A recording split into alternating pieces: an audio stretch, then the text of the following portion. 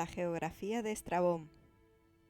En el anterior vídeo asentamos las evidencias que confirman que la Ilíada e incluso la Odisea de Homero contiene información clave para cruzar el Atlántico al menos desde el siglo VIII a.C., pero ahora ha llegado el momento de poner sobre la mesa testimonios que sustenten esta forma diferente de entender la historia. Para ello nos centraremos en la obra de Estrabón, esto es, aquel que según los expertos en la escuela de Atenas de Rafael sostiene la esfera celeste en sus manos, si bien nosotros lo hemos relacionado con Aristarco de Samos. Nos remontamos, por tanto, a los inicios de nuestra era y más concretamente al libro primero de la geografía de este insigne geógrafo, ya que en el segundo capítulo sentencia abiertamente que el fundador del estudio empírico de la geografía fue nada más y nada menos que Homero. ¿Cómo?, se preguntarán. ¿Homero, el fundador de la geografía, acaso no era un poeta y un narrador de mitos? Sí, sin duda. Es más, el propio Estrabón elogia textualmente la excelencia de su creación poética, que asegura era capaz de llenar teatros. Pero hay que tener en cuenta que en aquellos tiempos eran muy pocos los que sabían leer y que no existía la imprenta, por lo que el conocimiento se divulgaba oralmente. Así, en el capítulo que lleva por título El mito, utilidad y necesidad, Estrabón destaca que los primeros historiadores y físicos, esto es, los primeros científicos entre los que se integraban los geógrafos, fueron mitógrafos. Estos eruditos ocultaban sus conocimientos tras poemas mitológicos como los de Homero, cuya musicalidad ayudaba a memorizarlos y divulgarlos masivamente porque sus historias resultaban tremendamente atractivas para el pueblo. Pero a pesar de su difusión, su saber era solo legible para los eruditos, ya que el fanatismo y la superstición de un pueblo básicamente dedicado a la subsistencia era a su vez una gran amenaza para la ciencia. Pero además de para atesorar información, según Estrabón, los mitos también servían como cebo para atraer al pueblo hacia el aprendizaje e incluso instruirlo moral y socialmente. No es posible, en efecto, conducir a una turbamulta formada por mujeres y por toda una masa de gente vulgar mediante la lógica filosófica, ni tampoco atraerla al respecto, la religiosidad y la fe, sino que es preciso hacerlo por medio del temor a los dioses. Y esto no es posible sin creación de mitos y sin relatos extraordinarios.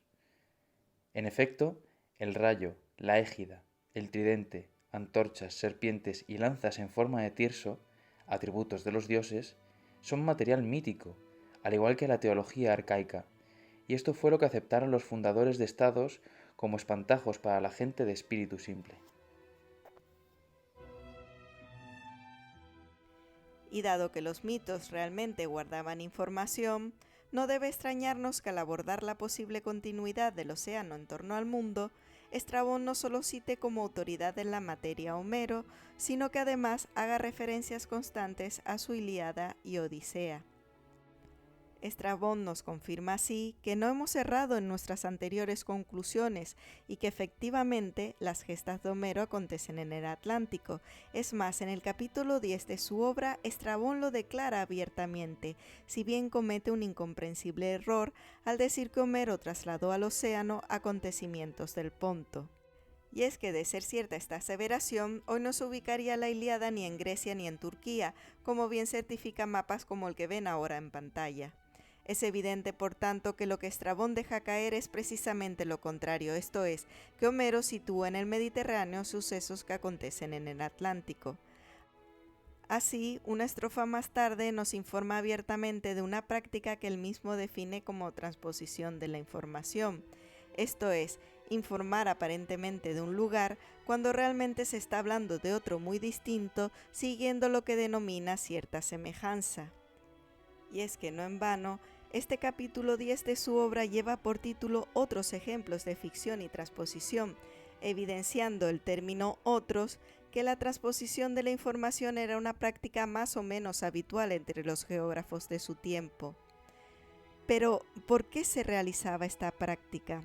Estrabón realmente no lo aclara directamente, pero podemos intuirlo. Y es que en el capítulo titulado Utilidad de la geografía, Estrabón nos informa que la geografía de su tiempo no solo debía informar de los continentes y piélagos del orbe habitado, sino también de otros continentes y piélagos situados fuera del orbe habitado. Y dado que la concepción del mundo habitado, según Estrabón, abarcaba los continentes de Europa, Asia y África, ¿dónde se situaban y cuáles eran esos otros continentes que estaban fuera del mundo habitado? La respuesta no puede ser más simple, en el reverso del por entonces mundo conocido, y por tanto estaríamos ante América y la Antártida. Estrabón define además el orbe habitado como una isla rodeada por el océano, por lo que para los clásicos América también tenía que ser una isla, y por ello es lógico que, como vimos en el vídeo anterior, el remoto conocimiento americano esté ligado precisamente a dos mitos insulares, el de la Eritea de Gerión y la Atlántida de Platón. Así pues, la transposición de la información servía para informar sobre América sin revelar su conocimiento. Pero ¿por qué los geógrafos no querían informar sobre este continente? La razón la encontramos en una obra ligada a Aristóteles, el filósofo que, según Cristóbal Colón, supo muchos secretos del mundo gracias a Alejandro Magno e incluso, recordemos, retocó para el rey macedonio la Ilíada de Homero.